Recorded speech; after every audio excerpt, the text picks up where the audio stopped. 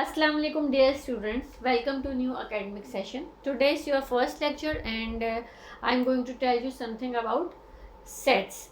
Sets already आप लोग chapter 8 में पढ़ चुके हैं. ओके, तो इसलिए अगर आप लोग के पास इस वक्त बुक्स नहीं है या रजिस्टर्स वगैरह नहीं है तो भी आप लोग सेट्स जो है वो एक ऐसा चैप्टर है जो कि ऑलरेडी आप लोग कर चुके हैं, तो उसकी हम थोड़ी सी नो हाउ ऑलरेडी आपके पास है, तो हम उसी को ही थोड़ा बहुत कंटिन्यू कर लेते हैं. सबसे पहले हमारे पास आता है कि what is a set. What is a set, ठीक है. तो हम क्या लिखेंगे? Set is a well defined collection of distinct objects which are called its elements. Set को हम कैसे डिफाइन करते हैं? आप लोगों को भी पता है कि सेट्स को डिनोट किससे करते हैं? किसी भी कैपिटल अल्फ़ाबेट से सेट को डिनोट करते हैं, और ये हम कर्ली ब्रैकेट्स यूज़ करते हैं सेट्स लिखने के लिए. अच्छा, अब इन कर्ली ब्रैकेट्स में या तो हमारे पास न्यूमेरिक नंबर्स होते हैं या फिर अल्फ़ाबेट्स होते हैं. अगर अल्फ़ाबेट्स होंगे तो स्मॉल अल्फ़ाबेट्स होंगे, और नंबर्स तो कोई से भी न्यूमेरिक हो सकते हैं. फॉर एग्जांपल अगर मैं लिखूं ABCD, तो ये सब क्या होंगे? स्मॉल. अगर स्मॉल लेटर्स लिखे हुए हैं तो इसका क्या मतलब है? ये हमारे पास सेट्स के एलिमेंट हैं, यानी कि ए एक सेट है जिसके एलिमेंट्स ABCD हैं, तो ये हमारे पास क्या कहलाएंगे? एलिमेंट्स कहलाएंगे, और ये इसको सेट को डिनोट कर रहा होगा. अच्छा, इसके अलावा हम इसको 1 2 3 4 5 ये न्यूमेरिक नंबर्स भी लिख सकते हैं. हम अगर चाहें तो इस तरह से भी लिख सकते हैं, अगर चाहें तो मैं माइनस में भी सेट लिख सकती हूँ. ठीक है, तो हमारे पास क्या है? अल्फ़ाबेटिक कल ऑर्डर्स में या अल्फ़ाबेट्स में भी हम सेट्स लिख सकते हैं, न्यूमेरिक नंबर में लिख सकते हैं, और सेट्स पॉजिटिव और नेगेटिव दोनों नंबर्स पे लिखा जा सकता है. ठीक है. अच्छा, अब सेट्स को कैसे डिनोट करते हैं ये मैंने आपको बता दिया. और जो स्मॉल अल्फ़ाबेट्स होते हैं तो वो हमारे पास हमेशा क्या होते हैं? सेट्स के एलिमेंट्स में आता है. ठीक है, वो हमारे पास क्या होते हैं? सेट्स के किसी भी सेट के एलिमेंट्स जो होते हैं वो ये होते हैं जो सेट के अंदर लिखे हुए होते हैं. इसके अलावा कुछ इंपॉर्टेंट सेट्स हैं, जब आप लोग के पास बुक्स होंगी तो आप लोग देख लेंगे. Number 1 is set of natural numbers. Natural numbers कौन से सेट्स होते हैं? आप लोगों ने पहले भी पढ़ा होगा कि नेचुरल नंबर्स कहाँ से स्टार्ट होते हैं? 1 से स्टार्ट होते हैं, और कहाँ तक होते हैं? इन्फिनिटी तक होते हैं, यानी कंटिन्यू होते हैं. तो अगर मैं सेट ऑफ नेचुरल नंबर्स लिखूं, n से डिनोट करते हैं, तो मैं n से लिख लूँ, तो कहाँ से स्टार्ट करेंगे? 1 2 3 4, और ये हमारे पास हो जाएगा कंटिन्यू है. तो ये कौन सा वाला सेट हो गया? नेचुरल नंबर्स का सेट हो गया. ठीक है, नेचुरल नंबर्स के जो सेट होता है वो याद रखिएगा हमेशा पॉजिटिव होता है. यहाँ पे आपको कहीं पे नेगेटिव साइन नज़र नहीं आ रहा है, तो ये हमारे पास क्या है? सेट ऑफ नेचुरल नंबर्स क्या होते हैं? हमेशा पॉजिटिव होते हैं. इसके बाद दूसरा सेट हमारे पास गिवन है set of whole numbers. Whole number 0 से स्टार्ट होते हैं और हमारे पास कंटिन्यू होते हैं इन्फिनिटी तक. ठीक है, तो इन दोनों में डिफरेंस है, ये याद रखिएगा. ये जितने मैं अभी सेट्स करवा दूँ ये आगे तक आप लोग के पास यूज़ होंगे, पूरे चैप्टर में भी यूज़ होंगे. इसके अलावा जब आप लोग के पास पेपर्स हो रहे होते हैं तो हमारे पास MCQs के अंदर भी आ जाता है. तो नेचुरल नंबर्स 1 से स्टार्ट होते हैं ऑनवर्ड्स, होल नंबर 0 से स्टार्ट होते हैं. Set of integers.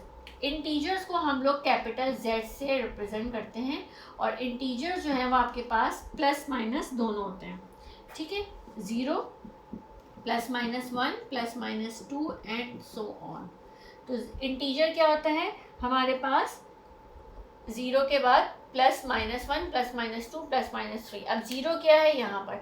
यानी 0 से पहले -1 -2 -3 भी हैं, और 0 के बाद 1 2 3 4 भी हैं. तो ये सारे जो नंबर्स होते हैं वो हमारे पास क्या कहलाते हैं? इंटीजर्स कहलाते हैं. तो इनके डिफरेंसेस आप लोग को याद रखने हैं. नेचुरल नंबर्स सिर्फ और सिर्फ पॉजिटिव होते हैं जो 1 से स्टार्ट होते हैं, होल नंबर 0 से स्टार्ट होते हैं, और इंटीजर्स जो हैं वो प्लस माइनस उनके अंदर दोनों होता है, और 0 से लेकर +-1 +-2 ऑनवर्ड्स होते हैं. अच्छा, पॉजिटिव प्राइम नंबर्स. अगर मैं पॉजिटिव प्राइम नंबर्स आप लोगों को बोलूँ, प्राइम नंबर्स को P से रिप्रेजेंट करते हैं. पॉजिटिव की वजह से मैंने इसके ऊपर पॉजिटिव साइन लगा दिया. Positive prime numbers. Prime numbers वो नंबर्स होते हैं जो अपने टेबल के अलावा किसी और टेबल में नहीं आते हैं. तो सबसे पहले प्राइम नंबर क्या होते हैं हमारे पास? 2 3 5 7 11 एक अपने टेबल में आता है, और इसके अलावा किस किस से डिवाइड हो सकते हैं?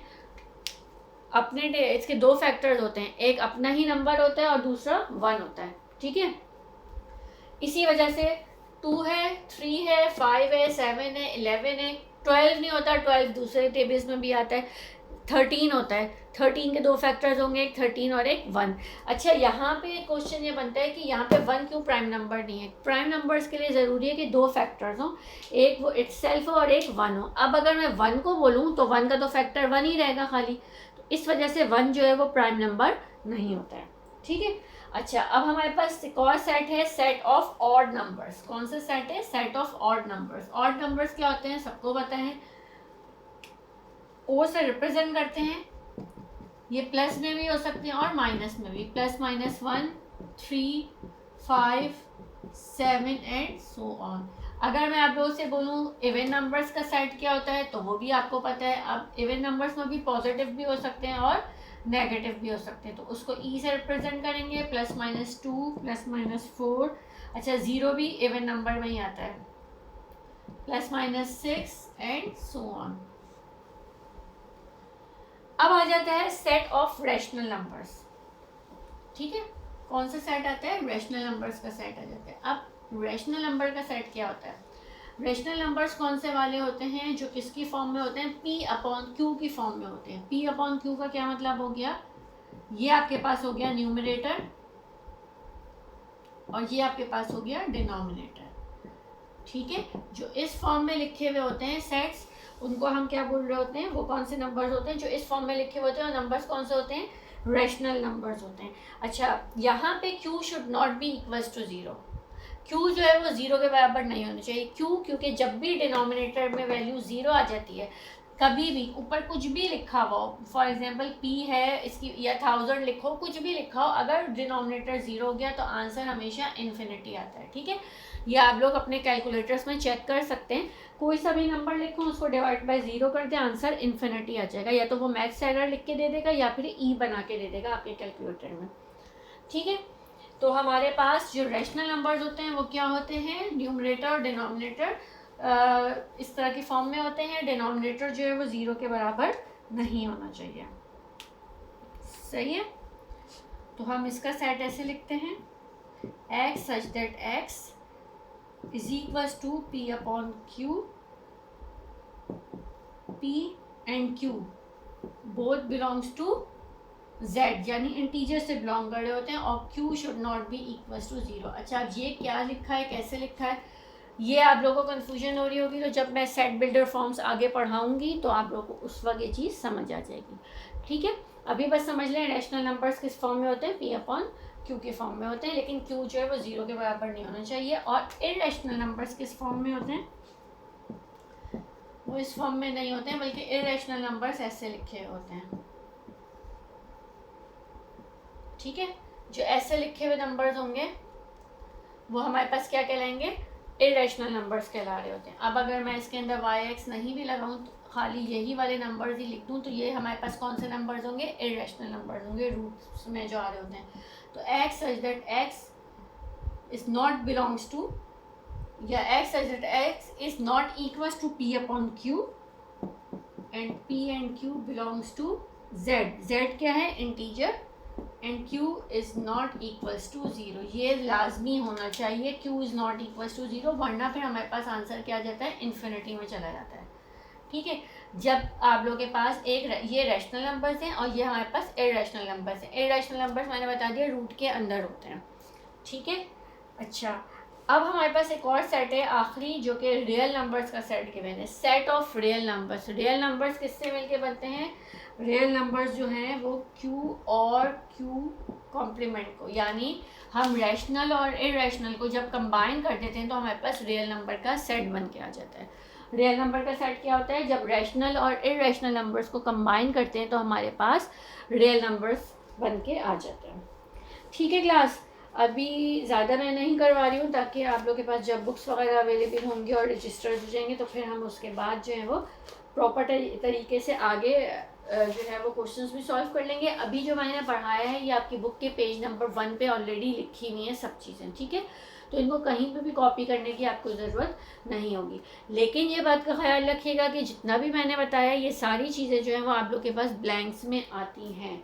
ठीक है, तो इनको अच्छी तरीके से देख लीजिएगा। और इसके अलावा आप लोगों का होमवर्क एक तरह से ये है कि जो आपने 8 क्लास में सेट्स पढ़े हैं उनको रिवाइज़ कर लें, उस चैप्टर को अच्छी तरीके से देख लें।